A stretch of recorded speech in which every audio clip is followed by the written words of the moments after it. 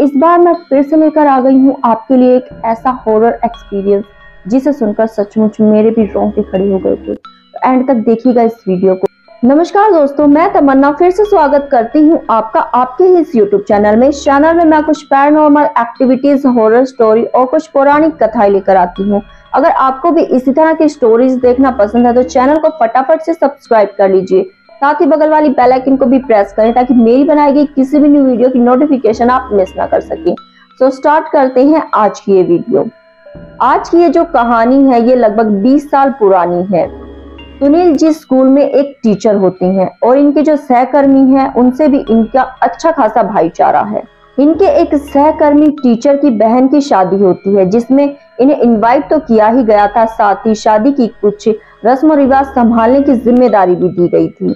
अब इनके जो दोस्त होते हैं वो कहते हैं कि आज छुट्टी के बाद तू मेरे घर चल और घर पर देख ले कि तैयारियां कैसी चल रही हैं। सुनील जी भी हामी भरते हैं और कहते हैं कि छुट्टी के बाद मैं घर चलूंगा और फिर वहां से सीधा अपने घर के लिए निकल जाऊंगा। अब इन दोनों की बातचीत होती है, स्कूल की छुट्टी होती है और सुनील जी जो है राकेश जी के घर के लिए निकल जाते हैं। घर पर पहुंचते हैं, खाना पीना खाते हैं, शादी की कुछ बातें होती हैं। बातें करते करते इन्हें रात के 8 बज जाते हैं और गांव का समय था, लगभग आज से 20 साल पहले। आप समझ ही सकते हैं कि इतनी ज्यादा सुविधाएं नहीं हुआ करती थी, लाइट्स की और भी कई चीजें हैं। तो ये रात को अपनी साइकिल लेकर जो है उनके घर गए थे, डिस्टेंस से 2-3 किलोमीटर का था। अपनी साइकिल से ये कहते हैं कि अब 8 बज चुके हैं रात के, मैं घर के लिए निकल जाता हूँ। इनके जो सहकर्मी टीचर होते हैं वो इन्हें रोकते हैं और कहते हैं कि रात काफी हो गई है, अभी यहीं पर रुक जाओ, सुबह चले जाना। तो इन्होंने कहा सुबह ड्यूटी के लिए भी जाना है और घर पर जो है माता पिता अकेले हैं, तो मैं निकल जाता हूँ, अभी ज्यादा लेट नहीं हुआ है, मैं फटाफट से घर पहुंच जाऊंगा। अब इनके जो दोस्त होते हैं वो भी कहते हैं कि ठीक है चला जा और ध्यान से जाना, याद है ना वो नहल की पुलिया, उसके ऊपर से मत जाना। तो ये उसे टोकते हुए कहते हैं अरे यार मैं इन चीजों पर बिलीव नहीं करता, तुम लोग पता नहीं क्या कहते रहते हो। तो साथ ही जो उनकी माताजी होती हैं इनके दोस्त की, वो भी कहती हैं कि बेटा उस पुलिया से मत गुजरना, तुम्हें पता है ना वहां मशान रहती है। अब जो सुनील जी होते हैं ये सब बात सुनकर निकल जाते हैं अपने घर के लिए। रात काफी ज्यादा हो गई थी, अंधेरा भी रोड पर ज्यादा था, तो वो सोचते हैं क्यों ना शॉर्टकट ले लिया जाए और उसी पुलिया से गुजरा जाए। अब भगवान का नाम लेते लेते ये मन में उस पुलिया से गुजर ही रहे होती हैं कि इनकी साइकिल की चेन उतर जाती है। अपनी साइकिल की चेन को लगाने के लिए रुकते हैं तो देखते हैं कि ये उस पुलिया पर ही खड़े हुए थे। कहते हैं कि ये मशान जैसी चीजें जो होती हैं ना, ये एक बहती हुई नदी पर जो पुल बना होता है या तो वहां ठहरती हैं, वहां रुकती हैं, या फिर जहां पर डीप अंधेरा हो, बिल्कुल डार्क हो, जहां पर रोशनी ना आती जाती हो, ये ऐसी जगह पर बसेरा करती हैं। इस जगह के बारे में गांव में काफी ज्यादा चर्चा थी कि यहाँ से जो भी गुजरता है या तो उसकी किसी रहस्यमय तरीके से मृत्यु हो जाती है या उसे कोई ऐसी बीमारी पकड़ लेती है जिससे वो रिकवर नहीं हो पाता जल्दी से। ये जो सुनील जी होते हैं इन चीजों पर बिल्कुल बिलीव करके नहीं चल रहे होते हैं और इनकी साइकिल की जो जब चेन उतर जाती है, ये चेन को जो है ठीक करते करते यही सोच रहे होते हैं कि ये इत्तेफाक से इस जगह पर इनकी साइकिल की जो है चेन उतर गई। अब ये दोबारा से साइकिल पे चढ़कर जब साइकिल चलाने लगते हैं तो ये साइकिल से अचानक से गिर जाते हैं। इनके पैर का जो नीचे वाला हिस्सा होता है, पैर का गट्टा, उस पर चोट लग जाती है, खून बहने लग जाता है। अब दोबारा से इनके बात में ये दिमाग आती है कि यहीं पर इनके साथ ये जो अजीब से हादसे घटित हो रही हैं, इस पुलिया के आसपास हो रही हैं, शायद इन्हें यहाँ से नहीं आना चाहिए था। अब इनके मन में जो है हल्का हल्का सा डर उभरने लगा है। डर तो जाते हैं, शाम जो है 8 से 9 बज जाते हैं, लगभग 1 घंटे का ये बिजी हो जाते हैं। यहाँ पर साइकिल की चेन चढ़ाने में इन्हें चोट भी लग जाती है, समय कब बीत जाता है पता ही नहीं चलता।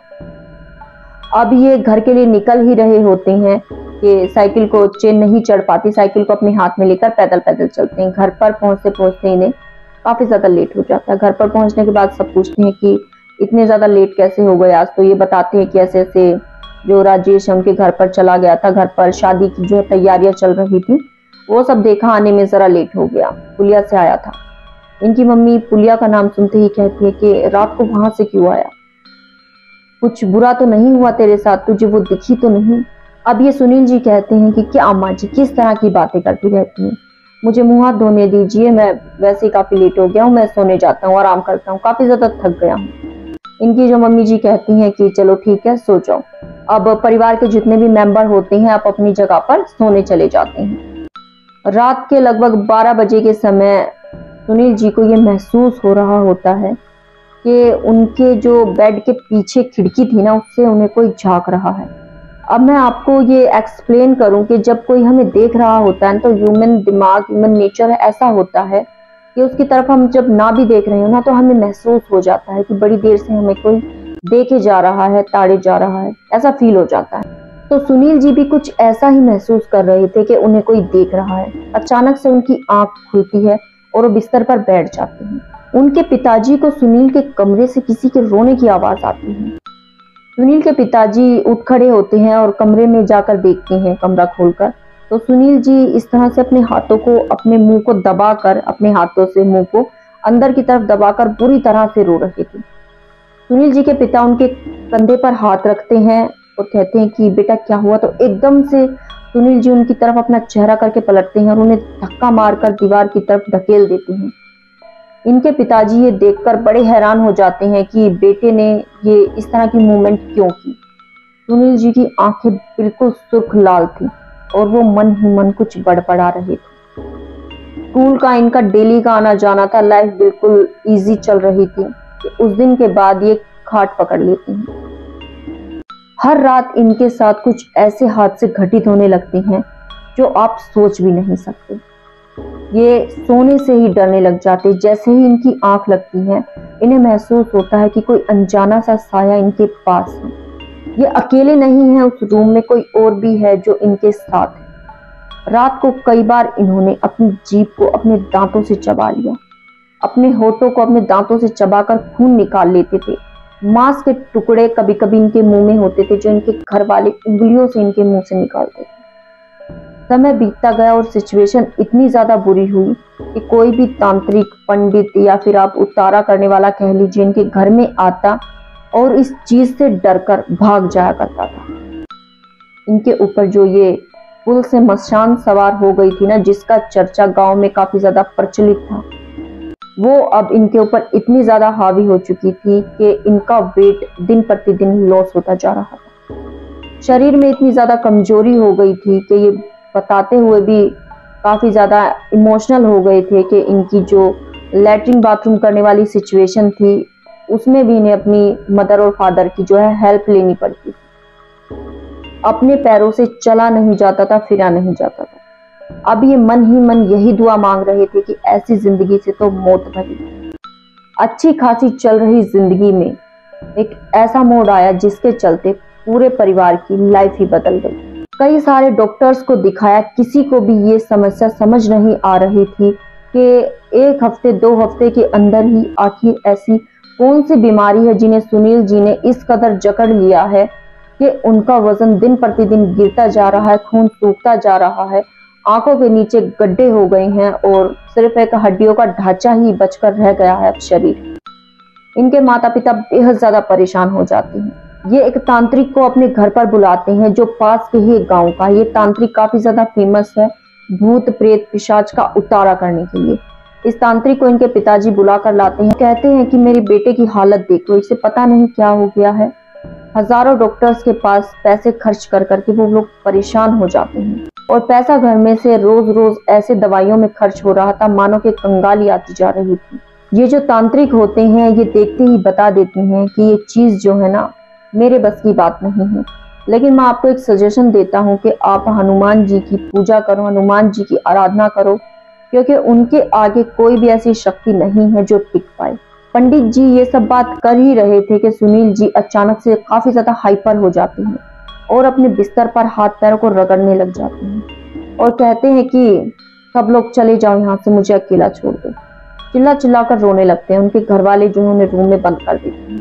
ये ज्यादातर रूम में अकेला रहना ही इस समय पसंद कर रहे थे और अब जो उनकी मम्मी जी होती हैं डेली हनुमान जी की पूजा करने लग जाती हैं। ये सुनील जी के पास जब आरती उन्हें देने के लिए आती हैं या उनके सर पर कुछ राख वगैरह लगाने के लिए आती हैं तो सुनील जी इतनी जोर से तड़पने लगती हैं, उनकी आंखें इतनी लाल हो जाती हैं, वो अपने घर वालों को ही हार्म करने की कोशिश करती हैं। कभी अपनी माता जी को धक्का मुक्की मार रहे हैं, कभी अपने पिताजी को जो है नोच रहे हैं। तो कोई उनके कमरे में अब ज्यादा आना जाना पसंद नहीं करता था। लेकिन माँ तो माँ होती है। कई बार सुनील जी ने अपनी माँ को हार्म करने की कोशिश की, लेकिन उनकी माँ रोजाना जो है हनुमान जी की पूजा करके उनके ऊपर थोड़ा जल का जो है छिड़काव कर देती थी। धीरे धीरे उनकी माताजी ने देखा कि इसकी हालत में सुधार आ रहा है। अब ये कमरे में ज्यादा रहना पसंद नहीं कर रहा, ये धूप में भी जाने की कोशिश करता है। धीरे धीरे अब जो सुनील जी है वो खाना पीना खाना भी शुरू कर देते हैं, क्योंकि भगवान की भक्ति में वो शक्ति होती है ना कि अपने भक्त किसी भी दुख को हरने की क्षमता रखते हैं। सुनील जी ने बताया कि उनकी लाइफ पूरी तरह स्पॉइल हो चुकी थी। हफ्ता 2 हफ्ता और बीतता और वो अपने शरीर को त्याग देते, इस दुनिया में नहीं बचते। कि उनकी माताजी ने रोज रोज पूजा पाठ शुरू किया। अब सुनील जी भी पूजा पाठ में इन्वॉल्व होने लगे और धीरे धीरे करके उनकी हालत में सुधार आने लगा। लगभग उन्हें 4 महीने लगे इन चीजों से निकलने के लिए, और उनके ऊपर ये जो मशान जो हावी थी ना, ये धीरे धीरे करके उनके शरीर से दूर चली जाती। जैसे रात होती तो उनके शरीर में कई बार ऐसी हलचल होती कि उनके ऊपर किसी नेगेटिव एनर्जी का साया है, लेकिन दिन जब होता सुबह 4 बजे के समय के बाद से उनका जो है बिहेव बिल्कुल ठीक रहने लग जाता था। धीरे धीरे करके उनकी हालत में काफी ज्यादा सुधार आता है, और अब सिचुएशन वो आ जाती है कि वो अपने स्कूल में दोबारा से जाने लगते हैं, अपने घर परिवार को संभालने लगते हैं, पूरी तरह से ठीक हो जाते हैं। अपनी ये स्टोरी बताते हुए सुनील जी ने कहा है कि कभी भी कोई ऐसी गलती ना करे, अहम में आकर, जल्दबाजी में आकर, कि जिसके चलते आपको उसका खामियाजा पूरी जिंदगी भुगतना पड़े।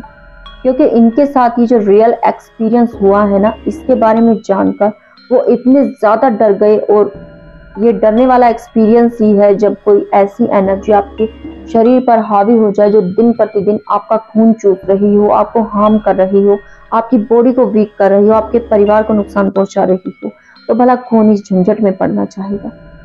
उनका यही सजेशन है कि आपको जिस जगह पर जाने के लिए मना किया जाए, आस पड़ोस में माता पिता जिस चीज को लेकर उसके बारे में काफी प्रचलित बातें हों, तो उस जगह पर जाना आप अवॉइड ही करें। अगर आपके पास भी है कोई ऐसा हॉरर एक्सपीरियंस जिसे सुनकर सचमुच रोंगटे खड़े हो जाएं, तो आप भी अपनी कहानी मुझ तक भेज सकते हैं। मैं तमन्ना आपकी कहानी भी अपनी आवाज में इस चैनल पर जरूर सुनाऊंगी। मैं एक व्हाट्सएप नंबर अभी स्क्रीन पर मेंशन कर देती हूँ, आप चाहें तो इस व्हाट्सएप नंबर के जरिए भी आप मुझसे कॉन्टेक्ट कर सकते हैं। साथ ही आप कमेंट के जरिए भी बता सकते हैं कि आपको वीडियो कैसी लगी। मैं वीडियो में कोई गलती कर रही हूँ तो आप कमेंट के जरिए मुझे बता सकती हैं, मैं अपनी गलती को सुधारने की पूरी कोशिश करूंगी। साथ ही अगर आपको वीडियो पसंद आई है तो इसे लाइक करें, अपने दोस्तों के साथ शेयर करें।